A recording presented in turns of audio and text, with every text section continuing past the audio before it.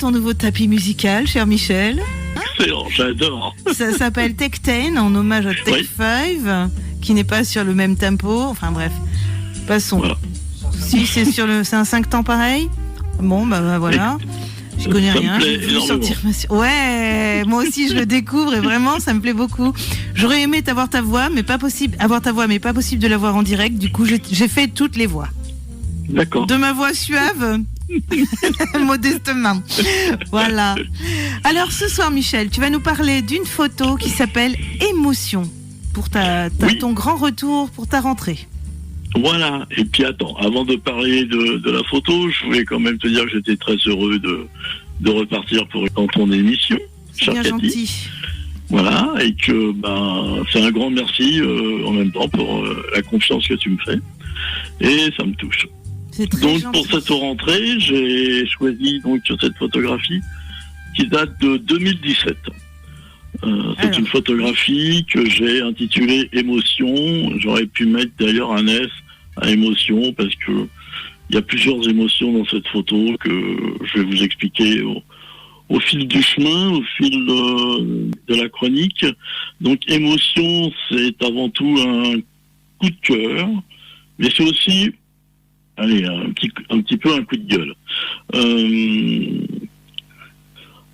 Je vais pas dire il était une fois, mais ce matin, j'étais chez des amis dans les Hauts-de-France.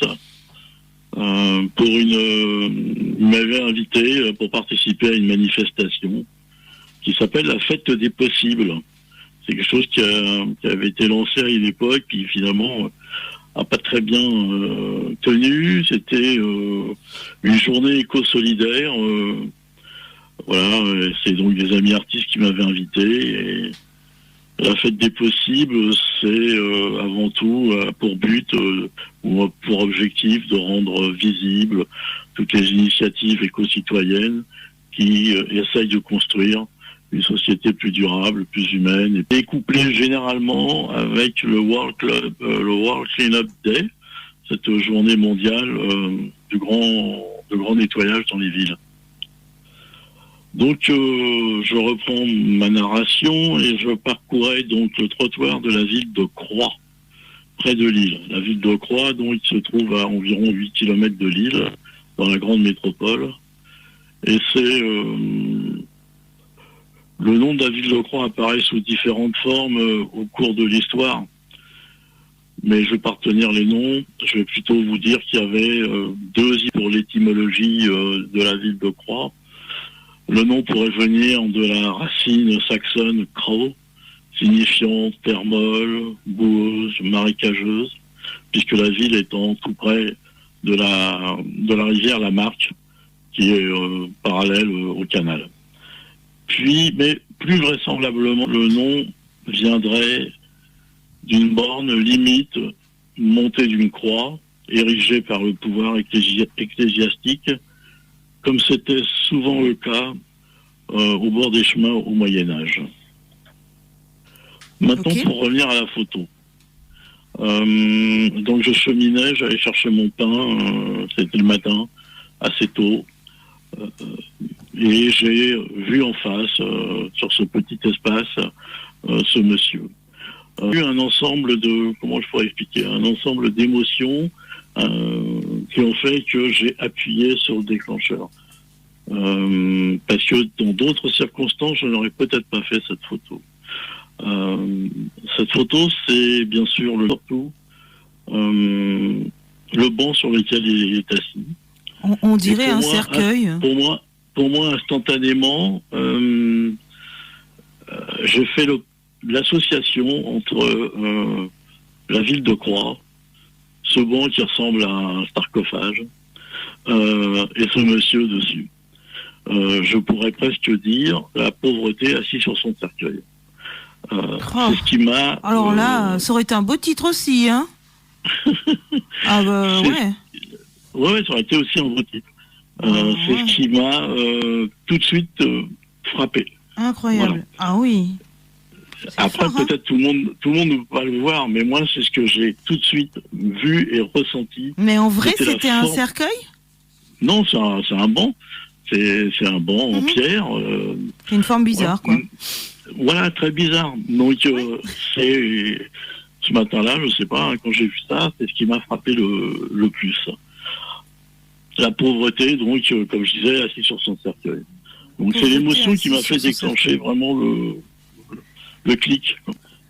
Après, j'ai deux émotions. Il y a celle du monsieur, bien sûr, avec sa baguette, qui est là, et je crois avoir, je vais rester modeste, mais avoir posé un regard plutôt humaniste et non voyeur.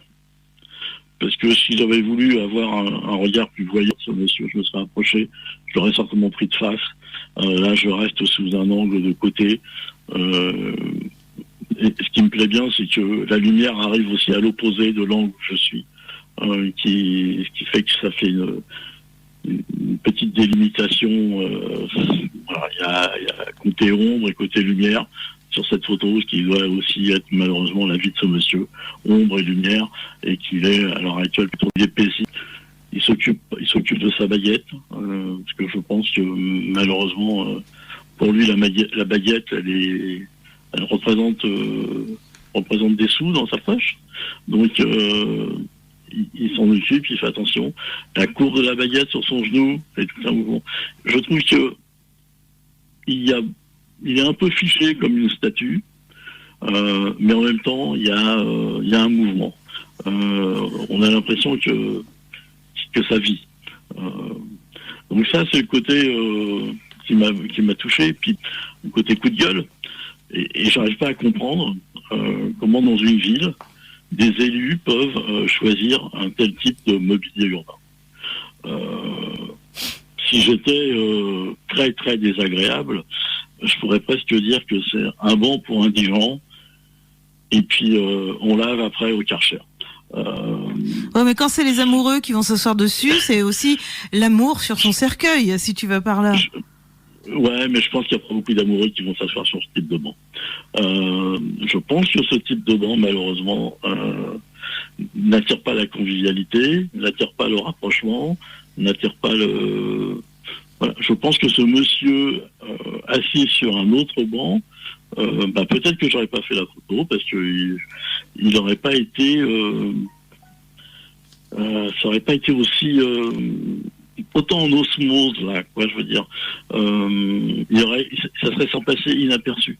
Ce qui m'a choqué, ce qui m'a interpellé, c'est les deux. En même temps, il est assis sur le bord du banc, presque les fesses sur l'arête du haut. Il n'est pas vraiment assis complètement dessus. Donc, et c'est ça qui m'a interpellé, c'est le fait qu'on retrouve un monsieur. Après, bon, tout le monde n'est pas forcément obligé de voir dans ce banc ce que je viens de dire, un cercueil, un sarcophage, ce que l'on veut. Mais pour moi, ce banc-là, tout seul, sans personnage dessus, on pourrait croire qu'on est dans un cimetière. Il en manque un ou deux à côté et on pourrait croire qu'on est dans un cimetière. Voilà. C'est simplement aussi pour dire l'importance, je crois, et dans les chroniques précédentes, j'ai souvent parlé d'architecture urbaine et ainsi de suite. Je pense que là aussi, on est dans du mobilier urbain et que le mobilier urbain dans les villes est très important parce que il peut être rassembleur, il peut ouvrir le dialogue, il peut permettre aux gens de se rapprocher, d'avoir de la convivialité. Et je ne suis pas sûr que ce type de banc permettre aux gens de se rapprocher et d'avoir envie de se poser et de discuter. Voilà. C'était un petit peu c'est mon avis. Après, je le partage tout seul, peut-être, mais voilà pourquoi. À part ça, j'aime beaucoup cette photo. Je l'ai faite en 2017. J'ai toujours le même regard dessus. J'ai toujours la même joie à la revoir, à la commenter, à la regarder, parce que je la trouve sereine en même temps et elle parle de choses difficiles, mais il y a un esprit sur cette photo qui est très serein, malgré qu'elle soit avec un mobilier compliqué, avec derrière un mur, mais il y a quand même un petit peu de verdure. C'est un espace qui est très petit, hein, dans un angle, un croisement de rue. On est sur un petit centre commercial dans la ville de Croix, un peu à l'écart. On est sur un quartier un peu à l'écart du centre-ville. Alors après, j'ai regardé, j'en ai vu d'autres, hein, parce que ça m'a interpellé.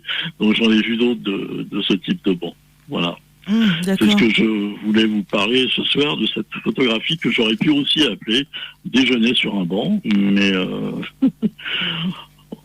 c'est moins gay que déjeuner sur l'herbe. Dans ce cas-là, oui, c'est sûr. Ok. Merci beaucoup. Je sais pas si tu voulais dire quelque chose, me poser une question. Moi, j'avais l'impression que c'était un jardin d'abbaye ou de presbytère, en fait. Donc, tu me dis que c'est une toute petite rue. Ouais, c'est bizarre. Les bâtiments derrière me paraissent anciens, eux aussi. Pardon ? Ben, le bâtiment derrière me paraît ancien aussi. Oui, alors c'est les petites maisons... c'est les petites maisons du Nord. Hein. En briques. En briques. Hein. Oui. D'accord. Et donc, oui, c'est une toute petite place. J'avais vu... Oui, j'avais vu ce gars, la tête baissée, qui a l'air, effectivement, d'être un monsieur très modeste. Mais j'attendais ton explication, pour tout te dire. Et le banc m'avait intrigué également. Ben voilà. Mais j'avais pas osé faire le chemin jusqu'au cercueil, pour te dire, mais je comprends très bien ton point de vue, oui. Après, moi, comme je te dis, hein,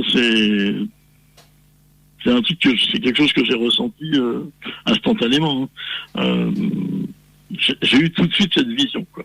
L'important dans une photo comme ça, surtout que tu appelles émotion, c'est justement ton émotion à toi qui va transparaître, et elle transparaît, c'est ça, c'est la magie de la photo, en fait.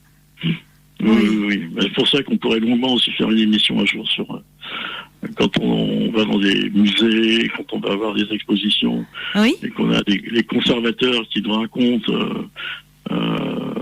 beaucoup de choses sur l'artiste qui a fait telle ou telle œuvre. Des fois, j'ai plutôt envie de leur dire est-ce que vous y étiez, est-ce que vous étiez à sa place, est-ce que vous êtes capable de penser ou de croire ou de dire qu'il a vraiment pensé à ça à tel moment et au moment où il faisait son tableau, sa photo, sa sculpture. C'est la grande question, hein. Ouais. Et alors pas que pour les peintres, hein, pas que pour la poésie aussi. Voilà, il y a des hasards, enfin ouais. Je suis bien d'accord. Ben voilà. Oui. Je te remercie beaucoup, Michel. Je voulais te dire, puisque tu m'as fait une petite phrase de remerciement au début, je te répète que j'aime énormément d'écrire du visuel avec des mots à la radio, et donc je compte bien continuer. Même, tu vois, si un autre photographe est intéressé, je lui donnerai le micro aussi, parce que ça m'intéresse vraiment beaucoup.